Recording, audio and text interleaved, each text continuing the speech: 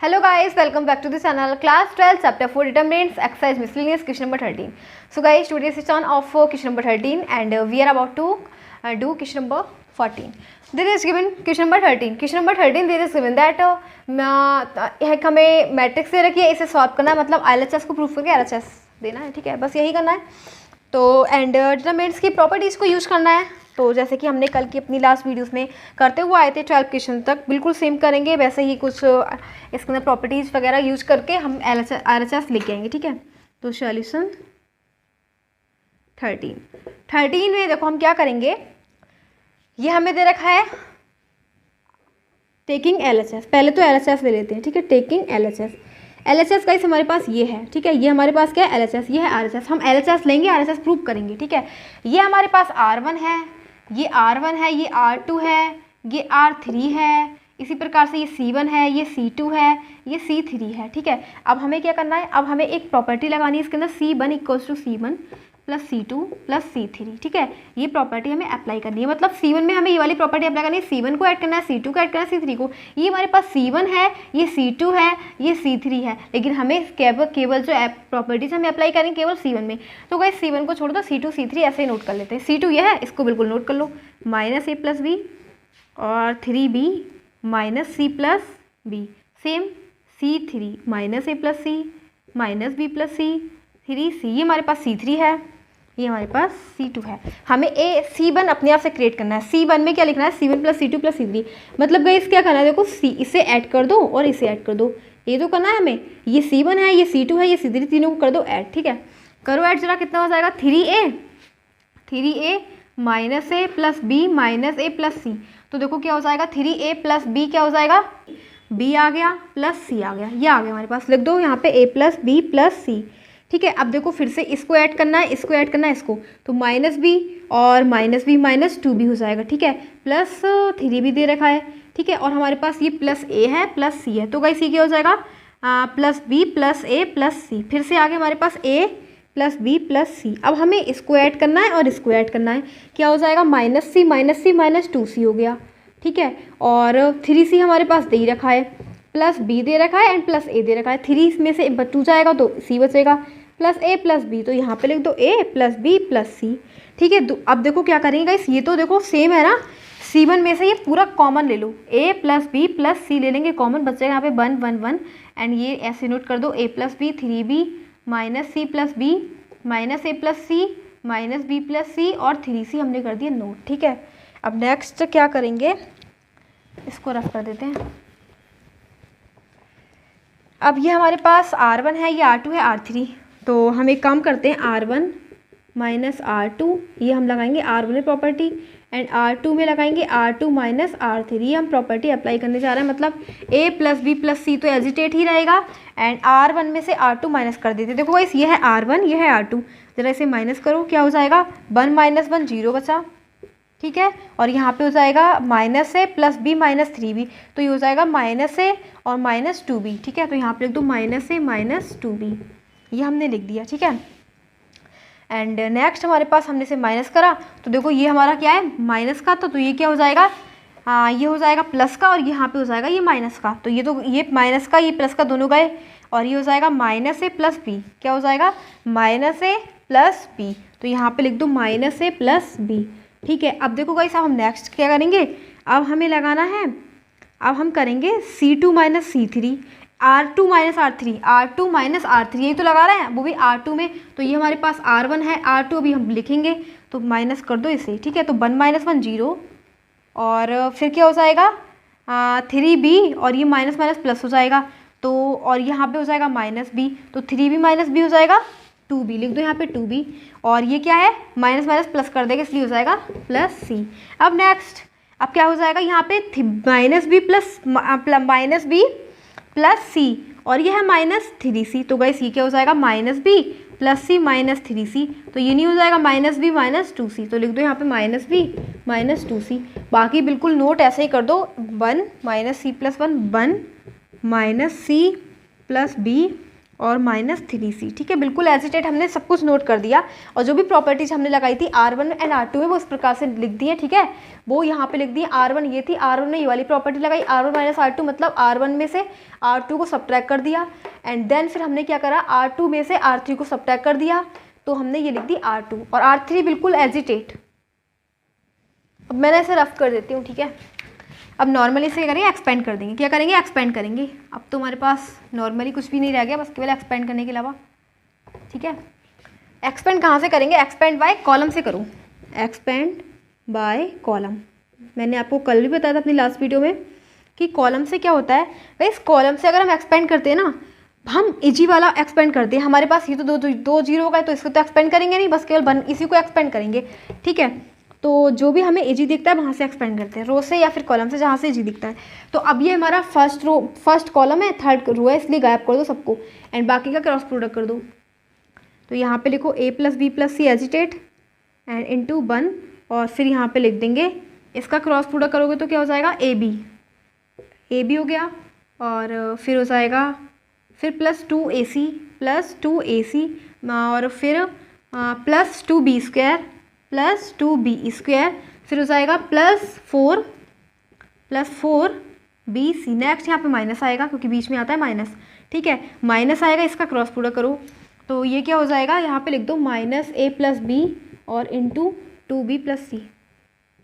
अब करते हैं, ठीक है। ये हो जाएगा a + b + c तो कांस्टेंट ऐसे ही रहेगा, एंड यहाँ पे लगाएंगे a हो जाएगा +2ac +2b² +4bc, और इसकी मल्टीप्लाई करते हैं माइनस इसकी, तो ये हो जाएगा -a2ab और -ac +2v² +bc। ये हमारे पास आ गया, ठीक है। अब देखो मैं ना इसे रफ कर देती हूँ, बिकॉज कैसे इतना तो स्पेस है नहीं, यहाँ पे लिख लेते हैं, ठीक है। इसके आगे यहाँ पे लिखेंगे, ये हो जाएगा a + b + c, और फिर लिखेंगे ab +2ac +2b² +4vc, और ये हो जाएगा माइनस से अंदर मल्टीप्लाई करेंगे अब, ठीक है। ये हो जाएगा +2ab और माइनस +ac और -2b² और -bc। देखते हैं कुछ कट रहा होगा तो कैंसिल आउट करेंगे, कटना तो चाहिए। 2b से 2b गया, और एंड ab। अब देखो बाकी तो मुझे दिख नहीं रहा कुछ कटता हुआ, वो देख लेते हैं, ठीक है। a + b c ऐसे ही रहेगा, एंड हाँ ab और 2ab 3ab हो गया। इसी प्रकार 2ac और ac 3ac हो गया, और bc रह गया 4bc, ठीक है। 4bc ac तो हो गया, ठीक है। 4bc और -bc क्या हो जाएगा, 3bc, ठीक है। यहाँ पे लिख दो 3bc। अब गाइस देखो फिर हम क्या करेंगे, यहाँ से 3 कॉमन ले लें, 3a + b + c, और हमारे पास क्या आ गया, ab + bc + ca। क्या हमें यही प्रूफ करना था, हमने LHS लिया था, क्या हमारे पास RHS आई, बिल्कुल आई। देखो 3a + b + c बिल्कुल एजिटेट, ab + bc + c बिल्कुल सेम, RHS हो गई, हैंस प्रूव्ड। हमने LHS लिया, RHS कर दिया प्रूफ, ठीक है। LHS लिया, RHS कर दिया प्रूफ, बस यही हो जाएगा इसका आंसर। इसी प्रकार से हम करेंगे इसको सॉल्व। और हाँ, इसको नोट करने के बाद इसको देन आपको करना है, ठीक है। आफ्टर, इसे बाद में नोट करना है आपको, पहले इस सबको नोट करना है, उसके बाद इसे, ठीक है।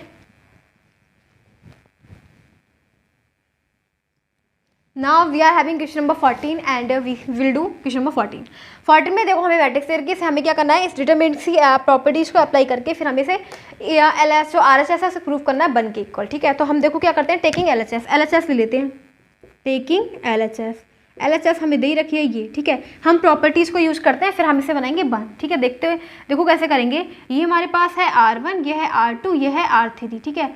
हम गाइस प्रॉपर्टी लगाते हैं R2 में, R1 बिल्कुल एजिटेड, R2 में प्रॉपर्टी लगा रहे हैं, R2 - 2R1, और एक प्रॉपर्टी लगाएंगे R3 में, R3 को माइनस करेंगे 2R3 R1, ये प्रॉपर्टी हम लगाएंगे।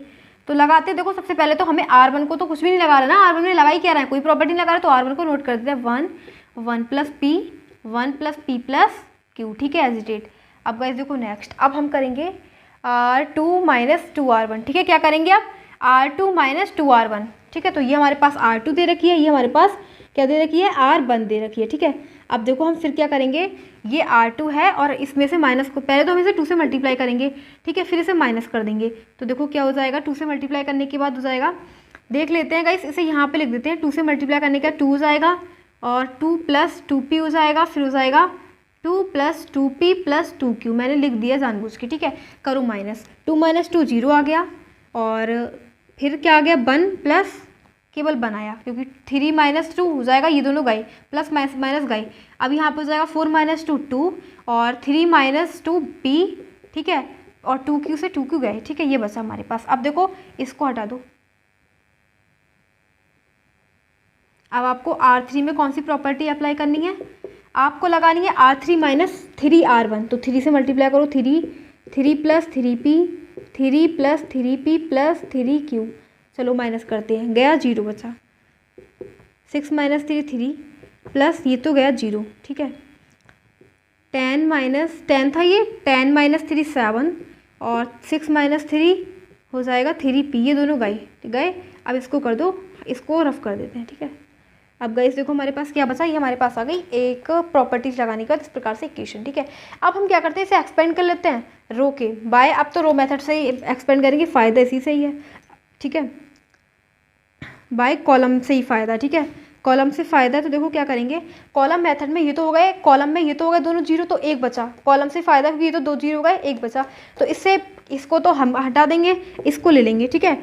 और अगर इसकी बात करेंगे तो ये फर्स्ट रो में आ रहा है एंड फर्स्ट कॉलम में आ रहा है, तो इन सबको कर दो रिमूव और इसकी कर देंगे क्रॉस प्रोडक्ट, ठीक है। तो यहाँ पे लिखो 1 × और इसका क्रॉस प्रोडक्ट करोगे तो क्या हो जाएगा, 7 + 3p, बीच में माइनस आएगा और फिर 3 × 2 = 6 और -3p, ठीक है। एक बार देख लो, मैंने इसका मल्टीप्लाई कर दिया 1 से मल्टीप्लाई करोगे वही नंबर आएगा, ठीक है। फिर इसकी कर दी 3 से मल्टीप्लाई, बीच में माइनस आएगा, 3 × 2 = 6 -3p, तो क्या हो जाएगा 7 + 3p, और तो देखो 7 - 6 1 और ये गया 0, तो क्या आ गया, 1 आ गया ना। हमें क्या चाहिए था, 1 ही तो चाहिए था, ठीक है, 1 चाहिए था, RHS हमारा था 1, तो RHS आ गया, RHS लिया और RHS कर दिए प्रूव्ड हो गया, ठीक है। इस प्रकार से गाइस हमारा क्वेश्चन हो जाता है कंप्लीट एंड यही हमें करना था प्रूफ 14 वाला क्वेश्चन।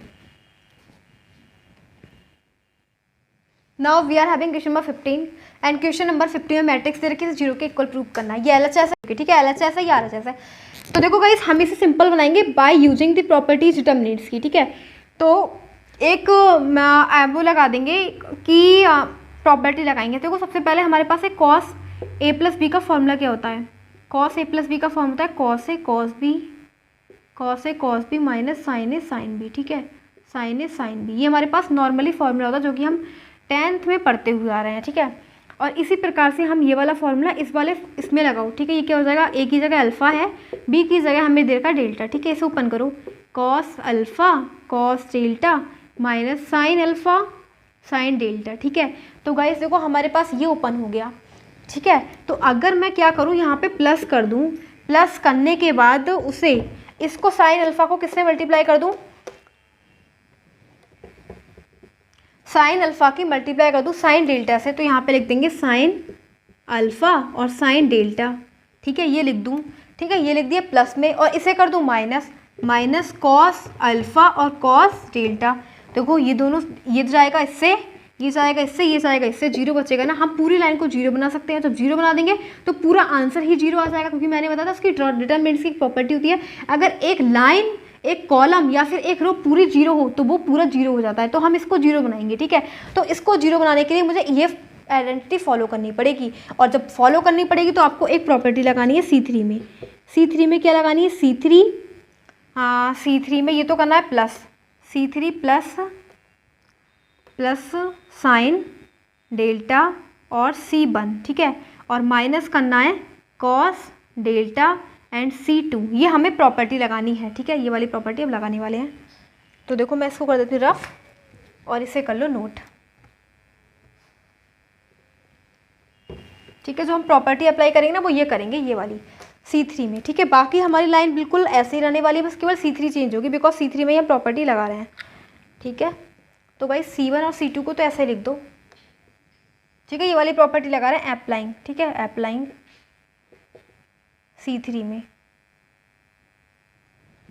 ठीक ठीक है, ये वाली प्रॉपर्टी लगा रहे हैं। तो अब C1 और C2 बिल्कुल एजिटेट रहेंगी, तो लिख दो sine alpha,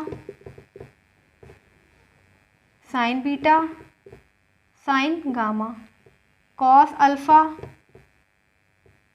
cos beta, cos gamma. लेकिन C3 को हमें ऐसा नहीं लिखना है, C3 को हमें इसको लगाने के बाद ही लिखना है। C3 को चलो मैं एक बार ना आपको यहाँ पे सब कुछ क्लियर करती हूँ, ठीक है। C3 मैंने इसमें लगा रही हूँ, ठीक है, इसमें। तो लिख दो cos alpha, cos alpha, cos, मैं इसको ओपन कर रही हूँ, कॉस अल्फ़ा प्लस डेल को, ठीक है, डेल्टा को, कॉस अल्फ़ा कॉस में minus sine alpha sine delta.